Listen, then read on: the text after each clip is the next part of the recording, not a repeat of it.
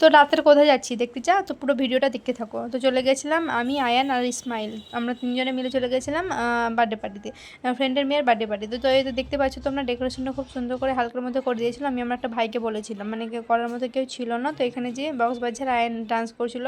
তো দেখো ছেলেটা আমার এখানে লেগে গেলো, এত চঞ্চলা না কি বলবো। তো ঠিকই আছে, মানে এইটা রুমটা তো এমনিতেই সুন্দর, মানে বাড়ির থেকে তো যথেষ্ট সুন্দর। তো এই যে আমাদের বার্থডে গার্লকে দেখো তোমরা সবাই, আর এরাও চলে এলো, মানে সোনিয়ার আরও কিছু ফ্রেন্ড। আর এই কেক দুটো দেখো খুব সুন্দর, মানে ডিজাইনটাও যতটা সুন্দর, খেতেও খুব ভালো ছিল। আর এখানে দেখো সানাই আর ওর মাসি এখানে কেক কাটিং করছিল। তো এই যে এখানে ওর মা দাঁড়িয়েছিল, মানে বসেছিল আর কি।